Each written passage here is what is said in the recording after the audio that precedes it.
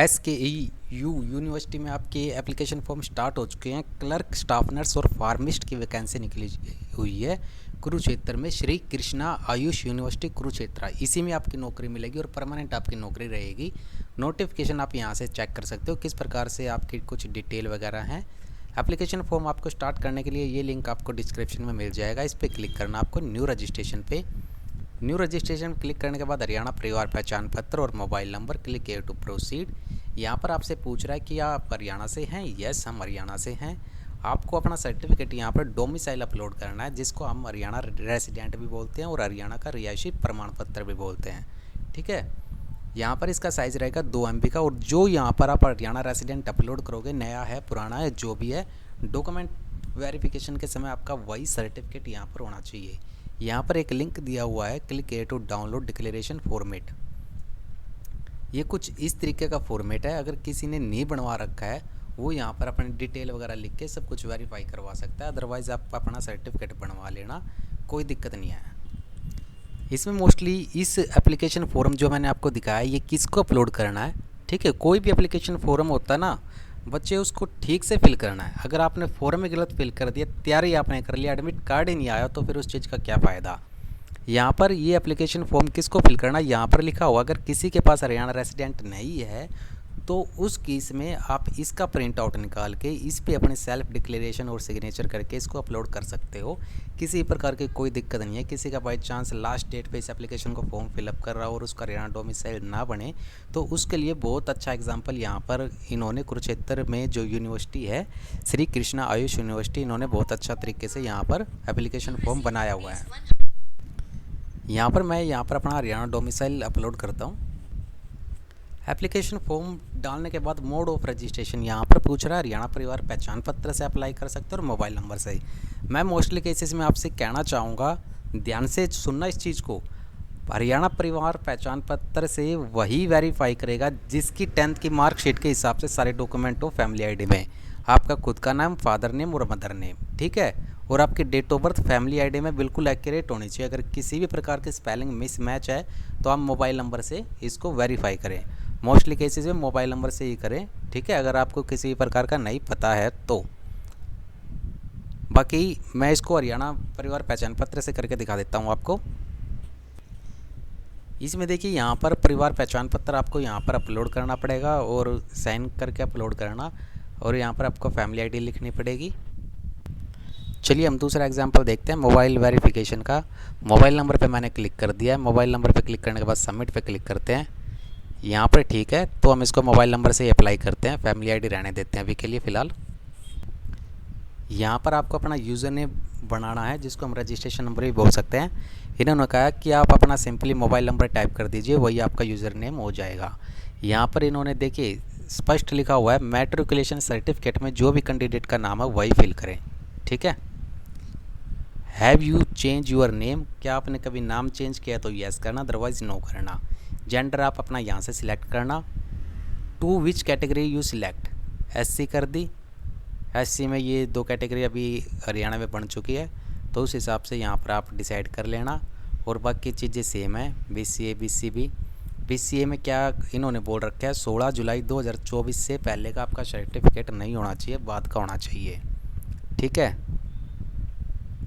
SC में ऐसा कुछ नहीं है, जनरल में कुछ मांगता ही नहीं। EWS 25 सितंबर के इंस्ट्रक्शन के हिसाब से होना चाहिए। वैलिड ईयर 2024-25 होना चाहिए। जो भी सर्टिफिकेट आपका आता ना EWS का, उसमें ऊपर लिखा हुआ होता है ये कब का वैलिड है, उसके बाद का ही वैलिड हो सर्टिफिकेट। ओके, तो फिलहाल यहाँ पर ये SC कैटेगरी का कैंडिडेट है, OSC कर देते हैं। इसमें आगे क्या मांग रहा है, इसमें आप अपनी जाति के हिसाब से लगा सकते हो, जैसे DSC करते हैं। DSC में हाँ, ये बहुत सारी जाति आ गई। जो भी आपकी फैमिली आईडी में जाति डली हुई है उसी हिसाब से यहाँ सिलेक्ट करना, किसी प्रकार की गलती मत करना। अगर आपको नहीं पता है तो आप फैमिली आईडी के हिसाब से फॉर्म अप्लाई कर सकते हो। यहाँ पर सर्टिफिकेट आपको अपलोड करना है। यहाँ पर जो सर्टिफिकेट है उसमें डेट लिखी हुई है, सर्टिफिकेट का सीरियल नंबर लिखना है, इशू डेट लिखनी है। एक्स सर्विसमैन हो तो आप इस पर क्लिक करना, अदरवाइज नन पे क्लिक कर देना। Date of birth, email ID, captcha and continue, ये सारी डिटेल मैं आपको भर के कंटिन्यू पे क्लिक करता हूँ। जैसे ही आप क्लिक करोगे यहाँ पे आपके सामने रजिस्ट्रेशन सक्सेसफुल हो जाएगा। Please login with your mobile number. आप अपने मोबाइल नंबर से लॉगिन कर सकते हो। मैंने रजिस्ट्रेशन नंबर मोबाइल नंबर ही बनाया है। ठीक है, मैं यहाँ से इसको ओके करता हूँ। यहाँ पर मोबाइल नंबर मांग रहा है, आप अपना मोबाइल नंबर यहाँ पर डालिए, कैप्चा को फिल कीजिए, सबमिट वाले बटन पर क्लिक कीजिए। OTP आपके नंबर पे चला गया। यहाँ पर देखिए आपके सामने कुछ इस तरीके का इंटरफेस आ जाएगा। यहाँ पर क्या लिखा हुआ, your profile is incomplete, application will be summarily rejected. यहाँ पर कैंसिल योर एप्लीकेशन यहाँ पर आप कर सकते हो, लेकिन हमको क्यों करना है, हमको डिटेल अपनी चेक कर लेनी है एक बार ही। हमने क्या डिटेल भरी है, हरियाणा रेसिडेंट लगा दिया, मोबाइल नंबर हो गया, कैंडिडेट का नाम हो गया, नाम हमने चेंज किया नहीं, जेंडर, कैटेगरी, ठीक है।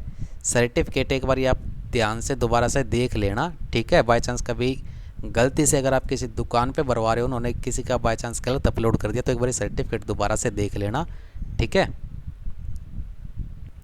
मेरे केस में सारी चीज़ें ठीक हैं। मैं नेक्स्ट वाले बटन पे क्लिक करता हूँ। नेक्स्ट वाले बटन पे क्लिक करने के बाद यहाँ पर आपसे क्या मांग रहा है, मदर नेम, फादर नेम। क्या आप UPSC HPSC से बाहर किए गए हुए हो, गवर्नमेंट डिपार्टमेंट से एग्ज़ाम के दौरान या किसी अदर रीजन से, ठीक है। हमारे केस में ऐसा कुछ नहीं है, नो कर देंगे। क्रिमिनल केस है, नहीं है, नो कर देंगे। एम्प्लॉय हो हरियाणा गवर्नमेंट के तो यस करना, अदरवाइज़ नो करना।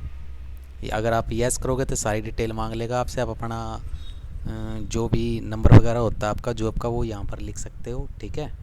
इसको नो कर देते हैं। परमानेंट एड्रेस में आप अपना यहाँ पर एड्रेस भरना जो भी आपके आधार कार्ड में है, ठीक है। एड्रेस में गलती ना करें, पिन कोड वगैरह सारी चीज़ें ठीक लिखें। यहाँ पर ये बैंक अकाउंट का नंबर मांग रहा है, ठीक है। और receiving refund of fee if any, किसी भी प्रकार से इनका कुछ प्रोसेस आता है फीस रिफ़ंड वगैरह करने का, तो उस सिचुएशन में आप यहाँ पर अपना अकाउंट नंबर डाल सकते हो। तो चलिए ये सारी डिटेल मैं फिलअप करके नेक्स्ट वाले बटन पे क्लिक करके आपको आगे बताता हूँ। अब चलिए यहाँ पर आपसे क्या मांग रहा है, आपसे मांग रहा है डॉक्यूमेंट, फ़ोटो एंड साइन, ठीक है। अब please upload your photo. Upload यहाँ पर आपको फ़ोटो कैसी लगानी है, यहाँ पर किसी प्रकार का इंस्ट्रक्शन नहीं दिया हुआ, लेकिन मैं आपको इंस्ट्रक्शन दिखा देता हूँ। इंस्ट्रक्शन में फ़ोटो किस प्रकार से लगानी है। मोस्टली यहाँ पर बच्चे गलती करते हैं, फ़ोटो वगैरह नहीं देखते कि आपको किस प्रकार की लगानी है। मैं यहाँ पर ये नोटिफिकेशन है, नोटिफिकेशन में इसके बारे में आपको बता देता हूँ। यहाँ पर देखिए क्या लिखा हुआ है, scan photo duly sign by candidate. इसका मतलब आपको समझ में क्या आ रहा है कि आपकी जो फ़ोटो है उस पर आपको साइन करके अपलोड करना कैंडिडेट के, यानी कि खुद के साइन करने हैं आपको। वो आप फ़ोटो पे साइन कैसे करोगे, मैं एक पिक्चर दिखाता हूँ आपको। ये देखिए दोस्तों, कुछ इस प्रकार की फ़ोटो यहाँ पर आपको अपलोड करनी है, ठीक है। ये फ़ोटो होगी, ये सिग्नेचर हो गई, ये फ़ोटो आपको अपलोड करनी है, ओके। आई होप आपको समझ में आ चुका है आपको किस प्रकार की फ़ोटो अपलोड करनी है। ये सिर्फ मैंने आपको फ़ोटो बना के दिखा दी, और आपको फ़ोटो अपलोड करनी है, सॉरी,